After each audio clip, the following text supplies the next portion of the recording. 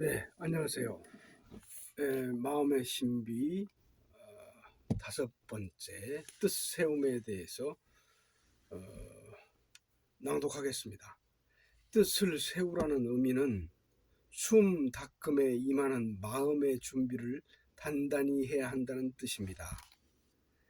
쉽게 말해서 하고자 함입니다. 반드시 해야 되겠다는 스스로의 다짐이자 각오를 확고히 하여 숨을 이루고자 하는 의지의 표명이라 할 것입니다. 앞으로는 살아가는 사회의 공동 이념 내지는 민주주의의 이념도 이것이어야 할 것입니다. 30대 전반까지를 사회적인 생활 기반 조성하는 시기로 보아준다면 뜻이 결여되어 있다 하더라도 그럭저럭 아름답게 보아줄 수는 있겠지만 30대 후반에 이르러서도 뜻이 보이지 않는 사람은 처량해 보입니다. 더 나이가 들어 40대에 이르러서까지도 이것이 없게 되면 이제는 온전한 지성을 갖춘 인격체라기보다는 단순히 감성적인 삶을 살아가는 초라한 인생이라 할 것입니다. 특히 공자는 삶을 영위함에 있어서 뜻 없이 사는 사람은 사람이 아니라고 엄중히 힐책하였습니다.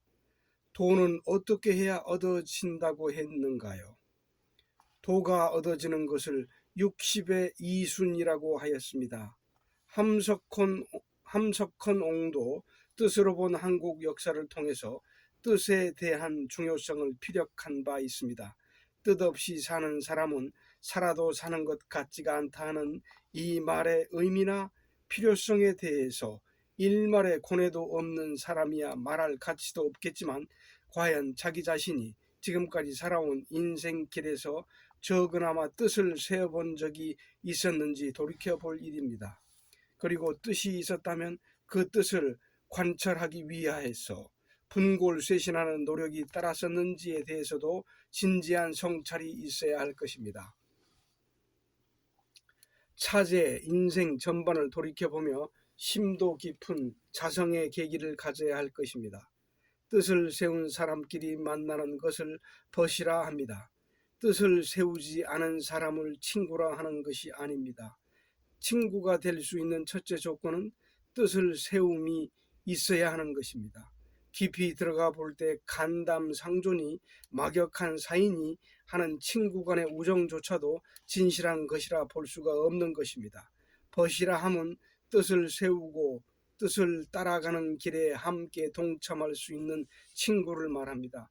사람은 벗이 될 수 있는 자격이 있어야 하며 그러한 벗을 귀하게 여길 줄 알아야 합니다. 세계 총 인구 60억 중에서 뜻을 제대로 이해해서 뜻을 세우고 그 길로 향하고자 하는 사람이 과연 몇이나 될까요? 그러면 그 천문학적 인구가 뜻도 없이 인생을 어떻게 살아가고 있는 것인가요? 모두가 뜻을 잃고 오로지 자기 자신의 육체적인 안녕을 도모하기 위해서 삶을 소모하는 시한부 인생을 살아가고 있을 뿐입니다. 그러나 무엇보다도 인생의 진정한 목적은 내면의 진보에 있습니다. 뜻이 있으면 우리가 전체 얼나가 되는 것이고요. 뜻이 없으면 나는 개인인 제나가 되는 것입니다. 뜻이 없다는 것은 무엇을 의미하는 것인가요? 뜻 없음은 나라고 하는 존재를 우선 중심으로 하는 자기중심적인 사고방식을 위주로 살아가는 것입니다. 다섯 유형문은 이 나를 저라고 할 때 쓰는 제, 나라고 할 때 쓰는 나라고 하는 인칭 대명사를 합성하여 제 나라고 하였습니다. 그러면 우리는 무엇을 뜻한가요? 전체를 말합니다. 뜻이 있는가 없는가 하는 기준은 나와 우리 사이에 놓여진 거리, 즉 의식의 차이에 의해 결정됩니다. 뜻을 함께 하지 못하는 첫째 이유는 개인이 사생활에 침해를 받을 것을 우려하므로 선뜻 뜻을 갖지 못하는 것입니다. 개인 생활의 총체적인 목적은 결국 육체의 안녕으로 귀납되어집니다. 육체의 안녕을 간섭받게 되는 것을 기피하는 삶의 방식에 집착하게 되어 전체와 공익을 위해서 살고자 하는 뜻을 가질 수 없게 되는 것입니다. 그러면 나와 육체를 보호하고 지배하는 원동력은 무엇입니까? 경제, 돈입니다. 모든 사회생활의 최종 목적은 경제력의 확보에 있습니다. 무슨 일을 하든 생각을 하든 당장의 결과가 즉시 각자의 이익으로 환산되는 것이 가능해야만 움직이려 듭니다. 그러나 뜻에는 이익이 없습니다. 아니, 이익이 없다기보다는 당장의 생활에 보탬이 되는 현실성이 없기 때문에 뜻은 뒷전으로 자꾸만 밀려나게 됩니다. 그래서 개인의 이익을 앞세우는 민주주의의 내용을 파헤쳐 보면 공산주의의 이념보다 먼저 실패했다고 볼 수 있습니다. 민주화가 우선되는 흐름 속에서 사회의 공동 이념이 되어야 할 뜻이 뒷전으로 내몰리고 있는 것입니다. 원대한 목적을 가지고 여러 사람들에게 널리 보탬을 주기 위한 폭넓은 삶을 주고자 하는 홍익 이념은 퇴색하고 국민 대다수가 사생활의 침해를 꺼려하며 개인의 욕망만을 추구하는 왜곡된 가치관이 사회 전반에 파급되어 있습니다. 이러한 원인으로 개인 의식의 포괄체라 할 수 있는 국가의 의식이 분열되고 나태해짐으로써 훌륭한 국책 사업을 일으키기가 쉽지 않은 것입니다. 여기에 불건전한 사회의식이 가세하는 가운데 경제의 형태가 자연히 향락산업 쪽으로 흘러 들어가고 있습니다. 자녀들이 건전한 환경 속에서 올바른 가치관에 눈을 뜰 수 있는 자연스러운 교육 문화를 조성함으로써 대범하고 포용력 있는 뜻을 지향하며 자라날 수 있는 사회적 분위기를 조성함에 힘을 써야 합니다. 지금 우리의 현실은 남녀노소를 이익 창출의 대상으로 삼아 물질 문명의 부산물인 저속한 향락 산업의 무방비 상태로 빠져들게 함으로써 이미 너와 나는 함께 살아가야 하는 우리라고 하는 전체의 개념이 송두리째 흔들리게 되는 상태에 이르렀습니다. 지금 우리가 호흡하며 살고 있는 이 사회의 분위기를 살펴보면 깊이 생각해 보지 않더라도 완전히 실패한 국면에 처해 있음을 부인할 수 없을 것입니다. 이러한 관점에서 볼 때 전체주의인 사회주의를 표방하고 나섰던 막스나 레닌주의가 사회, 전체 우리를 우선으로 했다는 점에서는 개인주의보다는 우수했다고 볼 수 있는 점이 있었습니다. 사회주의도 역시 개인을 우상화하고 착취를 위한 강력한 독재의 수단으로 악용되다가 이미 폐망하였지만 원래의 순수한 이념만을 비교해 볼 때 그렇다는 것입니다. 치욕적인 망국의 역사였던 한일 합방 당시 국내외에서 조국의 광복을 위해 헌신했던 독립운동가들이 내 한몸 내 가정의 안위를 조금이라도 염려했더라면 과연 독립투사가 될 수 있었겠습니까? 나라고 하는 개인의식이 앞섰더라면 불가능한 일이었을 것입니다. 나를 돌보지 않고 인생을 던졌기에 전체가 다시 살아날 수 있었던 것입니다. 가정하여 앞으로 한국이 그 당시와 같은 위기에 처하게 된다면 지금으로서는 매우 어려운 상황이 될 것입니다.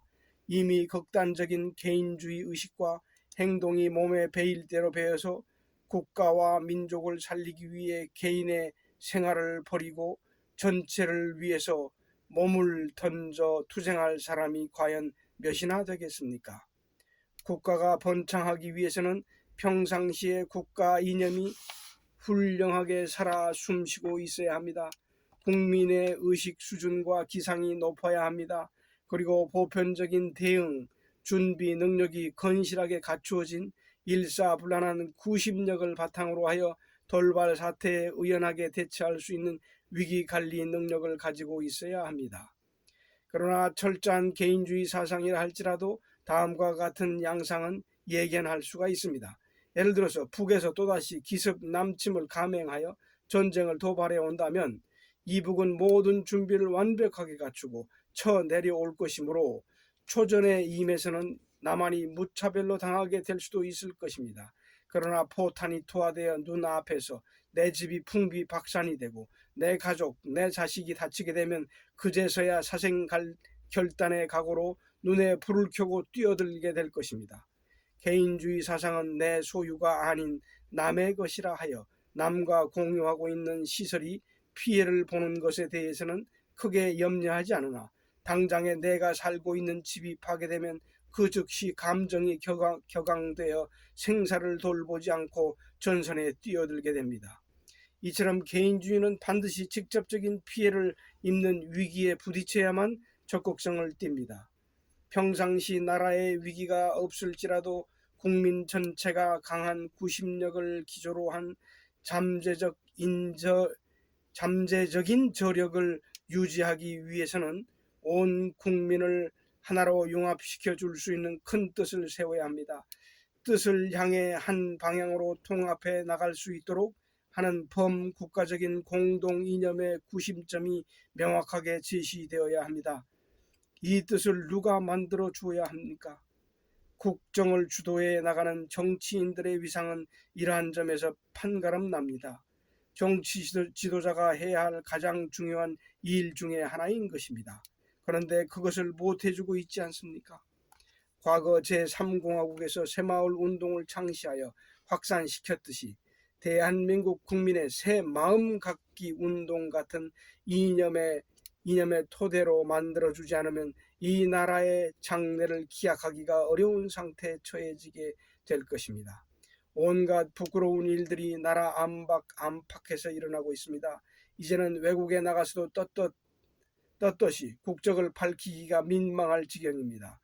지금 터져 나오고 있는 각계각층의 전반적인 문제점들은 어제 오늘에서 비롯된 것이 아니라는 점을 국민 모두가 인식하고 있습니다. 이미 허물어져 버린 국민의 의식이 현실로 반영되고 있는 것입니다. 벌써 몇 세월을 넘어오는 정치의 부재인가요? 해방 시점에서부터 지금까지 줄줄이 엮어지는 정치의 타락, 국민의 태도가 되어온 대통령들의 면모와 위상, 기본적인 자질과 자격이 부족했던 인물들이 무리한 몸부림으로 역사의 행진에 끼어들어 정권을 좌지우지하고 있었던 것입니다. 제3공화국 시절에는 때는 바람직한 시절도 있었습니다. 손에 쥔 것 없는 맨바닥 국민의 가난을 모면시키기 위해 이리저리 돌아볼 것 없이 일사불란하게 정리하는 시기가 한 번쯤 필요한 때가 있었지만 지금까지도 그 연장선상에 있으니 너무 오래 지속되고 있는 것이 아닌가요? 우리 대한민국이라는 나라는 해방 후부터 지금까지 오는 과정에서 내용과 정신이 완전히 황폐화되어 버렸습니다.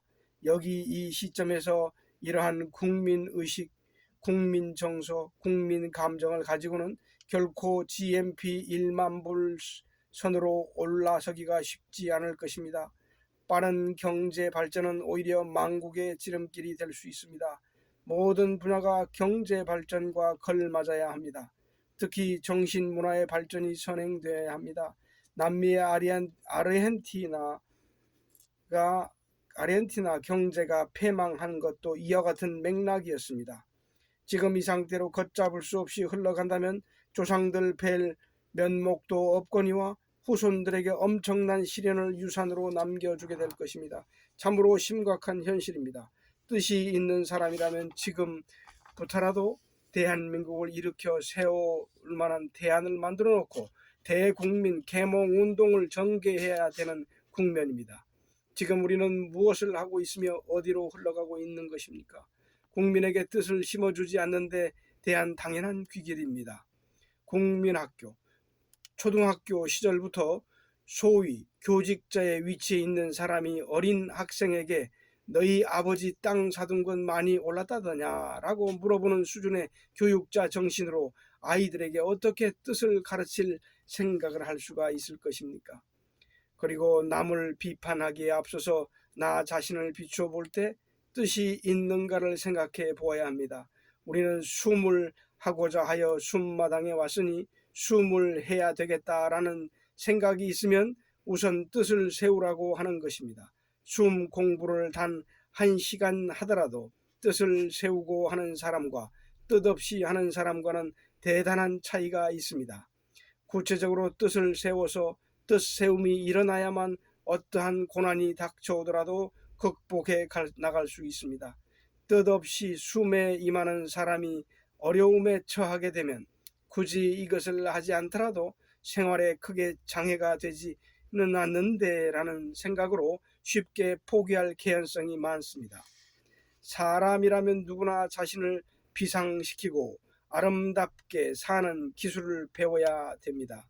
뜻이란 결국 사람이 생활의 차원을 넘어서서 사람답게 살기 위해 노력하고자 하는 강한 의지의 표명입니다.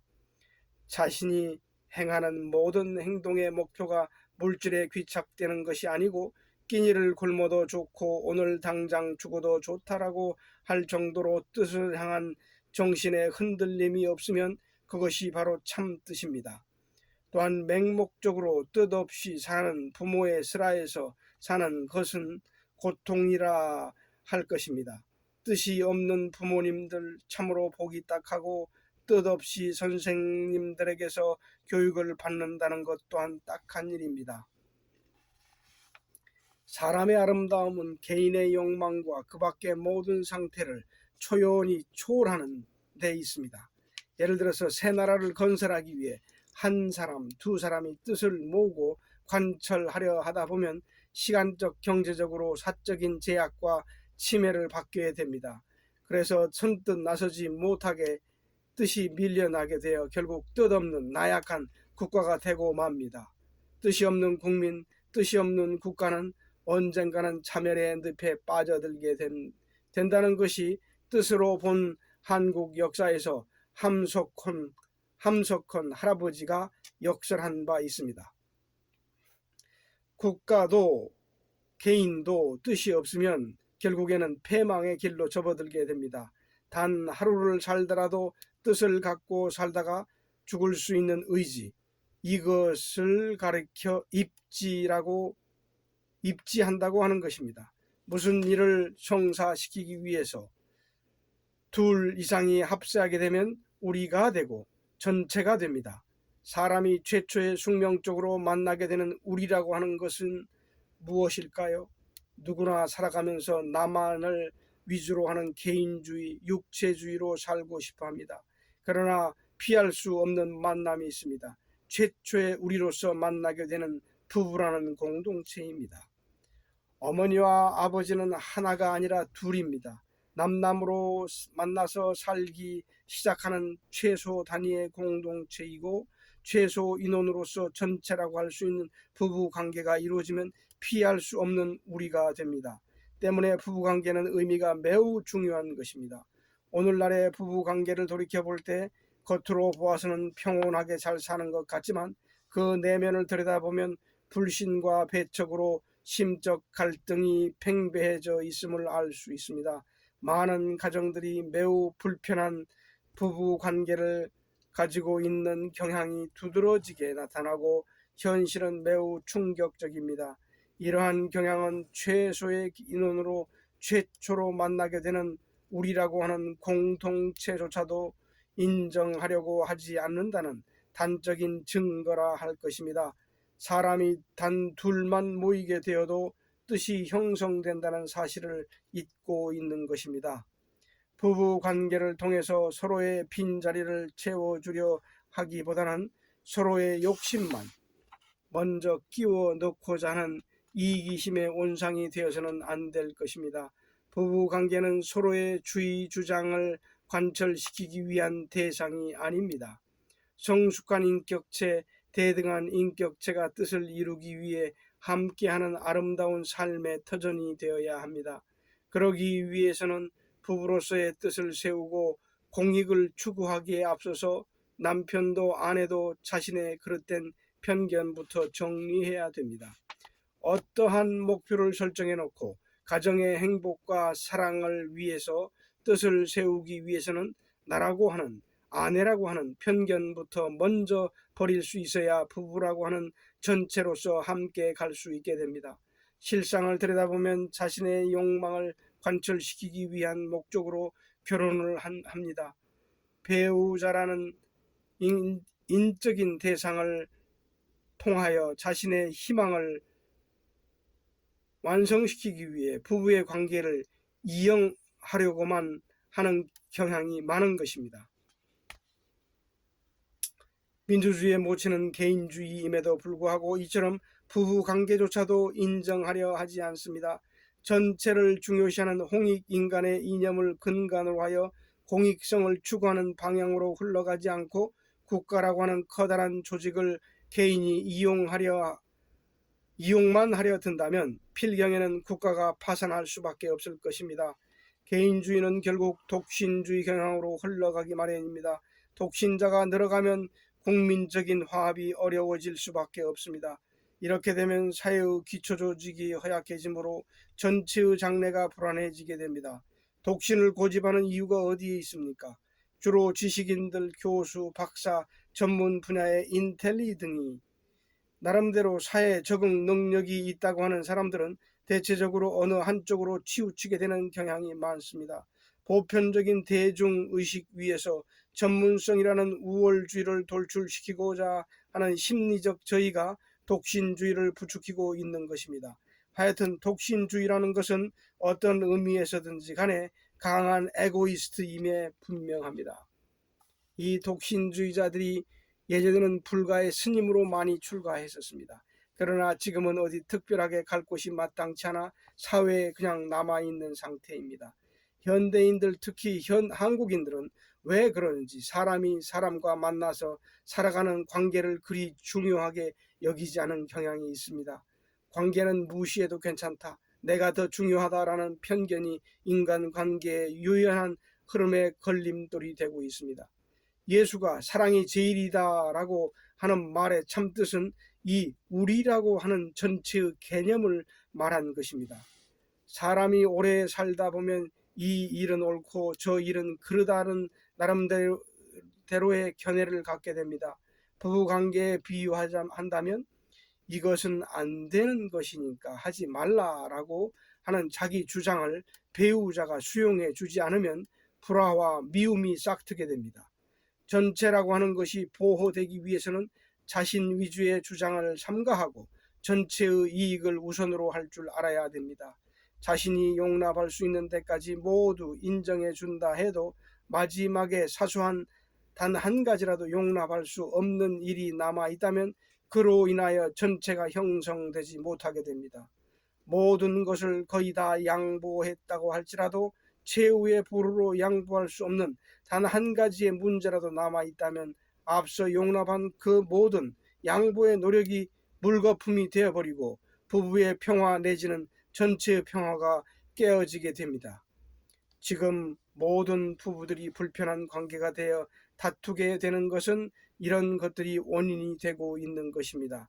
그렇기 때문에 서로 잘못될 것이 불을 보듯 명확할지라도 마지막까지 적극적으로 합세하여 고통을 함께 나눌 수 있는 공동체 의식이 절대적으로 필요한 것입니다. 개인, 부부, 공동체 조직, 사회, 국가, 인류, 이 모두는 커다란 하나의 운명 공동체입니다. 이것은 과학적 물리적인 에너지 파동으로 보더라도 공명을 이루는 하나의 단일한 공명체인 것입니다. 우리는 하나입니다. 과학적으로 공명하는 공명체로서 하나입니다. 따라서 전체가 흘러가는 전체가 중요한 것입니다. 따라서 전체가 흘러가는 전체가 중요한 것입니다.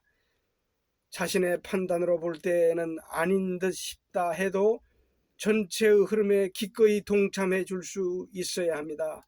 이러한 연유에서 인간의 에고에 대한 전문가인 깨달은 스승들이 제자들과 뜻을 함께 하다가 제자들로부터 또는 일반인들로부터 곤란을 받게 되는 경우가 자주 발생합니다.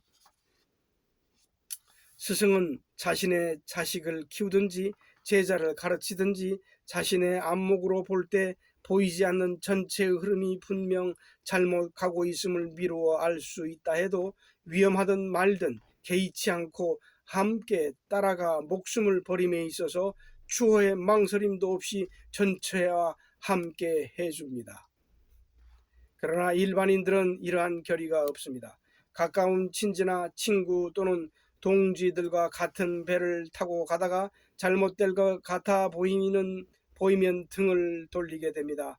이를 배반이라고 합니다. 같은 배를 탔으면 끝까지 가서 죽든 살든 결과를 함께 책임지는 것이 옳은 태도일 것입니다. 개개인이 자신이 옳다고 믿는 최후의 선까지도 양보하고 물러서서 전체를 위하고 전체의 흐름을 쫓아갈 때 뜻이 형성되는 것입니다. 그 뜻은 생활의 과정을 통해서 닦여지는 것입니다. 이것을 못하는 사람은 부부생활이든 사회생활이든 100이면 100 모두 실패에 쓴 잔을 마시게 됩니다. 사람들은 대부분 우리라고 하는 뜻이라고 하는 사람만이 유일하게 가질 수 있는 고귀한 뜻을 갖지 못하고 덧없는 삶을 살아가고 있습니다. 인간은 원래가 고귀한 존재이므로 인생을 살아가면서 전체가 무엇인지 그리고 우리라고 하는 개념이 무엇인지를 깨달아야 합니다. 공동생활의 핵심 단위로서 가장 서로를 아껴 주어야 될 부부의 뜻, 부부의 생활 공간, 부부라고 하는 전체의 개념조차도 세우지 못하여 평안을 못 이루는 사람이 밖에서 어떻게 동지를 이룰 수가 있겠으며 뜻을 세우고 꿋꿋이 살아나갈 수가 있겠습니까? 기초가 부실하면 매사가 허술해집니다. 그래서 공자가 입지를 못한 사람과는 혼인도 피하라고 한 것입니다. 공자는 입지한 사람을 지성인이라고 했고 석가모니 부처는 견성인이라고 했습니다. 안에서 새는 바가지는 밖에서도 새는 법입니다. 오늘날 사람과의 관계에서 발생하는 스캔들은 모두 자기 위주의 사고방식을 관철시키기 위해 무리수를 두는 데서 비롯된 것입니다. 언제부터인가 우리 인간은 개개인이 서로를 인정하고 도와주며 살아가는 관계의 중요성을 잃어버리기 시작했습니다. 이러한 반지성적인 흐름을 타파하지 않은 한 인류는 언젠가는 그 저속한 파장에 의해 멸망에 이르게 될 것입니다. 앞서 펴낸 시집에서 에고가 폭발해서 지구가 멸망한다라고 하였습니다. 개인주의가 극도로 팽만해지면 인간의 에고가 스스로를 감당하지 못하고 폭발할 수밖에 없다는 준엄한 경고의 메시지인 것입니다. 어울 윤성희 시집 님이여 천국이여 24쪽에서 발췌한 내용 아틀란티스입니다. 수나 언젠가 사람들은 파란 하늘에다 말뚝박고 새끼줄 치고서는 내 것 네 것 싸우겠지. 그러면 하늘은 뇌성을 지르며 피토하다가 끝내는 암흑과 함께 무너져 내릴 거야. 어둠과 피의 범벅이 질퍽이고 절규의 함성이 허공을 부수면 더 이상 말은 없을 테지. 우선 가정에서부터 자신이라는 존재를 완전히 지워버리고 부부를 앞세우고 뜻을 향해 힘차게 전진하며 화합의 새 기틀을 마련하고자 한다면 당장의 문제 삼을 일이 사라지게 될 것입니다. 나는 모든 것을 다 바쳐서 노력했지만 당신은 그렇게 하지 않았다라는 중에 주의 주장, 만병의 근원은 여기에서 비롯됩니다. 우리는 부부라고 하는 우리를 이루고 서로 합의하여 가는 길에 조건 없이 목숨을 다해서 가고자 하는 결연한 의지가 있을 때 그 방향과 전체의 흐름은 목적하고자 하는 결과에 부합되는 쪽으로 대세가 바뀌어지게 됩니다. 그렇지 않고 가는 길은 위험하니 가지 말라고 만류하게 되면 오기가 생겨서 더욱 서두르게 되어 일찍이 화를 자초하게 될 수 있습니다. 그러나 위험을 무릅쓰고 묵묵히 자기 주장을 포기하고 합세한다면 예기치 않은 정신 에너지에 힘입어 죽음의 길이 삶의 길, 행복의 터전으로 기사회생하게 됩니다. 왜 그런가요? 행복의 길은 목적하고 있는 저편 어디인가 있는 것이 아니기 때문입니다. 바로 여기 자신의 모든 아집을 다 버리고 남을 인정함으로써 전체가 활력으로 충만될 때 뜻하지 않은 새로운 인생의 장이 활짝 열리게 되는 것입니다. 그럼에도 이 뜻 세움에 인색한 우리 민족, 전 세계 민족 중에서 이 일을 제일 못해 내는 민족이 대한민국 사람들입니다. 특히나 부부 관계에서 한국의 남편들이 가장 많은 문제를 안고 있습니다. 가장 보수적이고 독점력이 강해서 자기 부인이 다른 남자와 대화하는 것만 보아도 극도로 긴장하고 흥분하는 것이 거의 대다수입니다. 자신의 고집과 독선이 있는 한 자신이, 가정이, 조직이, 국가가, 인류가 자멸을 면하기 어려울 것입니다. 우리들이 살고 있는 인생이라는 것은 자신이 자신의 뜻을 향해 뜻세움을 하는 과정입니다. 뜻을 세우고 뜻을 이루어 나가는 닦음의 장인 것입니다. 이것을 까마득히 모르는 채 그릇된 가치관에 젖어 반성할 줄 모르는 군상들과 어울려 무엇을 어떻게 좀 만들어서 재미있게 살아볼 수는 없을까 하는 막연한 기대 속에서 어떤 것이 옳고 그런지도 모르고 살아가는 반지성적인 인생이 비참해질 수밖에 없는 것입니다. 그래서 대한민국 사람들과는 뜻을 이루기가 어렵고 조직을 형성하기도 어려우며 조직을 만들었다 해도 이해관계가 상반되면 언젠가는 배반하게 된다는 것입니다. 기본적인 의식 구조에 있어서 매우 많은 문제점을 안고 전체에 대한 이념도 희박합니다. 세계적으로 손꼽히는 파렴치한 지능범이 한국에 많은 것도 이 때문입니다. 매우 부끄러운 민족성의 일면입니다. 지금부터라도 자신의 인생을 돌이켜 자기 정리를 통한 전폭적인 변신의 계기를 마련해야 할 것입니다. 지금 남한 인구 4,500만, 뜻도 세우지 못하고 있는 군상들이 4,500만 국민과 국가를 어떻게 움직여 나갈 수 있겠습니까? 지금의 이 상황에서 그래도 먹고 살고 하는 것이 다행스럽게 여겨질 뿐입니다. 이렇게 흘러가는 것에도 한계가 있는 것입니다. 국가 조직의 전 계열이 총체적 위기에서 우왕좌왕하면 결과는 뻔한 것 아닌가요? GMP 6,000불 수준으로 겨우 올라선 시점에서 수단 방법 가리지 않고 자기 것만 챙기고 있는 극렬한 개인주의는 어디에서 시작된 것인가요? 빠른 경제 발전만 고집하다가 국민을 졸부로 만들어버린 것입니다. 서울의 강남 지역 개발이 시작되면서 부동산 투기 붐이 일어난 시점이 GMP 3,000불이었습니다. GMP 2,400불이면 사회주의 체제도 지탱하기가 어려워지기 때문에 시장 경제 체제 도입이 불가피하게 됩니다. 북한이 아무리 몸부림치더라도 GMP 2,000불 수준을 상회하게 되면 자본주의 시장 경제 체제를 도입하지 않을 수 없게 됩니다.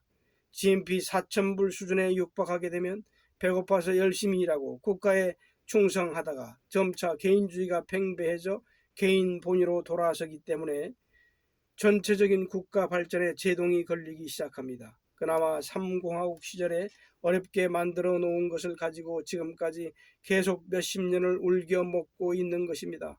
앉아서 빼먹는 게으름이 절정에 이른 점이 560 시절입니다. 뜻없는 지배 계층이 감당기 어려운 부를 소유한 지각 없는 자들과 부하 내동을 일삼으면서 일부 지각 없는 국민들의 정서와 경제와 사회를 크게 뒤흔들어 놓았습니다. 물론 정부 차원에서도 못난 짓을 많이 했지만 사회의 이면을 들여다보면 전반적인 구조가 그렇게 되어 있습니다. 그러나 어느 특정 부류에게만 전적으로 책임을 전가할 수는 없는 것입니다. 표면에 나타나지 않고 있을 뿐이지 대한민국 국민 모두가 비슷한 성향을 띠고 있다고 볼 수 있습니다. 국민의 의식 수준과 역량이 부를 감당하기에는 크게 부족한 것입니다. 이 시점에서 누구든 그 자리에 앉으면 정도의 차이가 있을 뿐 누구든 올바를 수 있겠습니까? 모두가 다 한 울타리 속에서 총체적으로 타락해 가고 있습니다. 왜 이 지경이 되었는가요? 어려서부터 뜻에 대한 이념 교육을 제대로 받아오지 못했기 때문입니다. 올바른 뜻을 가진 교육자가 없었던 것입니다. 전인 교육의 부재 속에서 오로지 자기 것만 챙기려는 사회 분위기가 가속화되면서 올바른 것이 무엇인지도 모르는 민족 사상의 공백기가 오늘의 결과를 낳게 된 것입니다. 남녀를 불문하고 나이 40이 넘어서 뜻이 없으면 참으로 보기 딱합니다. 그러나 뜻을 가지고 늙어가면 그야말로 거룩해 보입니다. 30대, 40대 이전에 모두들 뜻을 세워야 합니다. 뜻을 무엇으로 세울 것인가요? 사람들은 얕은 머리만 발달해서 우선 자신의 욕심이 채워지지 않으면 뜻을 세우려 하지 않습니다. 숨에서 피력하는 숨을 통해서 자신의 뜻을 세우라는 것입니다. 국가, 민족, 조직, 가정은 일단 미루어 두고라도 먼저 자기 자신부터 뜻을 세우라는 것입니다. 뜻을 세웠으면 무슨 일이 벌어져도 그것을 이루어 나갈 자세가 되어 있어야 됩니다. 생활이 궁핍하다고 하여 뜻을 버리고 돈벌이에 집착하지 않을 수 있는 뜻을 이룸을 우선으로 하는 삶에 초점을 맞추고 생업 전선에 나설 수 있어야 합니다. 뜻을 직업으로 하고 그 뜻을 이루기 위한 부업으로 사업이라는 일이 필요한 것입니다. 부업이 본업화 되어버리고 본업이 부업화 되면서 사회 전체가 이렇게 엉망이 되고 있는 것입니다. 남자 나이 30이면 뜻을 세우고 입지해서 40이면 부록이라 했습니다. 뜻을 세우고 뜻을 이루어 나감에 추호의 흔들림이 없게 되는 경지가 40입니다. 공자 자신은 이미 30 전에 뜻을 세웠습니다. 그러나 그것은 당시의 평균 수명을 70으로 계상하고 일반 사회인들 수준에 적합한 표준치를 설정해 준 것이지 자기 자신이 실제로 그렇게 살았다는 것은 아닙니다. 예나 지금이나 뜻 세우면은 굴절이 없는 일관성이 있기에 추구해야 할 가치가 있는 것입니다. 뜻없이 살아온 사람은 생사의 갈림길에서 판가름 납니다. 뜻을 세우고 우리라는 전체의 중요성을 깨닫고 숨의 인생의 모든 것을 걸어야 할 것입니다. 뜻이 없는 상태에서 오품 이상의 경지는 불가능합니다. 네, 감사합니다.